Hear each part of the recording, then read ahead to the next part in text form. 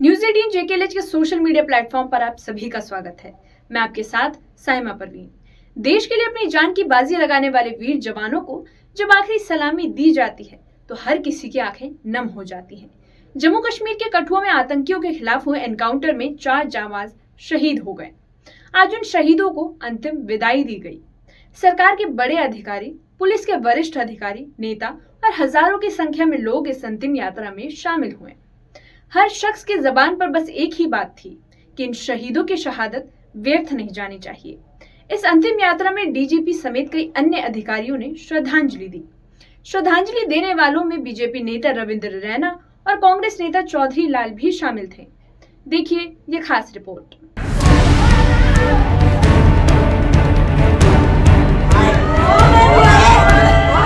तिरंगे में लिपटे पार्थिव शरीर, मातम में डूबा पूरा परिवार और गर्व और गम के मिले जुले जज्बात।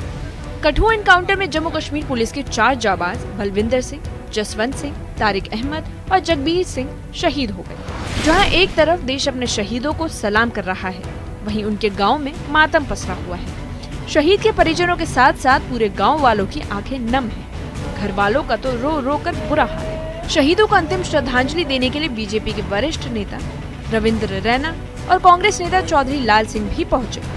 इस दौरान उन्होंने इस घटना की निंदा करते हुए पाकिस्तान को आड़े हाथों लिया। हमारे जांबाज वीरों ने दुश्मन की हर साजिश को पहले भी विफल किया है। पाकिस्तान की ये कोशिश थी, साजिश थी कि माह रमजान के महीने में जम्मू कश्मीर को लहूलुहान किया जाए, दहलाने की साजिश थी, लेकिन पाकिस्तान की साजिश को विफल कर दिया गया। देखो, पाकिस्तान खुद डिस्टर्ब है, आप जानते हैं। डेमोक्रेसी वहां है नहीं, तवाई है। वो पुराना प्राइम मिनिस्टर उनका तो जेल में है, डाला हुआ 50 केस डाले हुए। और दूसरा नंबर, उनके अंदर के हालात है नहीं। अब हालात ही कुछ कमजोर हों तो उनको एक ही बहाना आ गई। नम आंखें और गमगीन माहौल, एक के बाद एक नेता शहीदों को श्रद्धांजलि देने पहुंच रहे हैं, लेकिन हर शख्स के अंदर पाकिस्तान को लेकर गुस्सा है। कैबिनेट मंत्री सतीश शर्मा भी अंतिम विदाई देने पहुंचे। उन्होंने कहा कि बहादुर जवान की शहादत का बदला जरूर लिया जाएगा। जवाब देने का समय आ चुका है। तो जवाब देने का वक्त आ गया। यशस्वी प्रधानमंत्री, होम मिनिस्टर साहब और एलजी साहब जैसे डीजी साहब ने अभी बोला कि कितनी बहादुरी से हमारे ये जवान लड़े हैं। हमारे तो अपने थे, मेरे गांव से थे, और इस बहादुरी से इस माँ भारती के लाल शहीद हुए तिरंगे में लिपट कर ये हमेशा के लिए अमर हो गए। लेकिन उन्होंने बहुत नुकसान करना है और उससे रोका गया इन लोगों ने, और ये हमेशा के लिए अमर हो गए। और मैं चाहता हूँ परमात्मा इनके परिवार को इतनी सकत दे, इतनी हिम्मत दे कि इतने बड़े हादसे के साथ, इस दुख के साथ वो निपट सके और हम शाना बशाना इनके साथ खड़े। जय हिंद।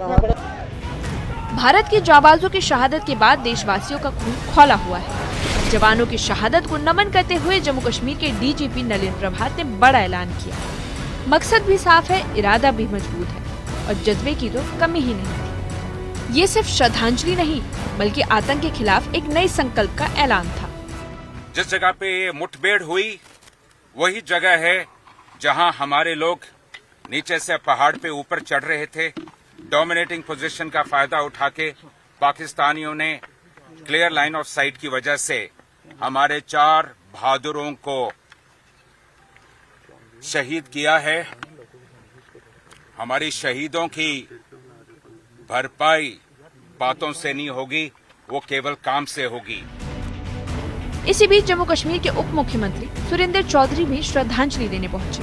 उन्होंने घटना की निंदा करते हुए पाकिस्तान पर निशाना साधा। उन्होंने कहा कि जो देश भारत में आतंकवादियों को भेज रहा है वो खुद बर्बाद हो चुका है, लेकिन उसने ये हरकत बंद नहीं की। साथ ही उन्होंने कहा कि जम्मू कश्मीर में जल्द से जल्द स्पॉन्सर्ड मिलिटेंसी बंद होनी चाहिए। लगातार शहादतें दी हैं और जिसके कारण आज जम्मू कश्मीर मजबूत है और हिंदुस्तान मजबूत है। और बदकिस्मती है हम लोगों की और उस फैमिली के लिए जिनके बच्चे आज शहीद हुए हैं, क्योंकि जब घर से कोई परिवार जाता है तो उस घर को ही पता होता है कि हमारे साथ क्या हुआ है। स्पॉन्सर्ड मिलिटेंसी जम्मू कश्मीर के अंदर है, ये बंद हो और उस मुल्क का आज जो यहाँ वहाँ से स्पॉन्सर करके भेजता है उग्रवादियों को, आज वो तबाह हो गया है। लेकिन अभी भी उसको अकल नहीं आ रही, लेकिन वो ये सोचता है कि जम्मू कश्मीर या हिंदुस्तान इन हरकतों से कहीं कमजोर हो जाएगा। वो नहीं होगा। शहीद को आखिरी विदाई देने के लिए हजारों की भीड़ उमड़ पड़ी है। हर किसी की आंखों में आंसू है। और आतंकवादियों के खिलाफ रोष। देश के हर शख्स की जबान पर एक ही मांग है कि आतंक का सफाया कब होगा। Bureau report, news 18 JK।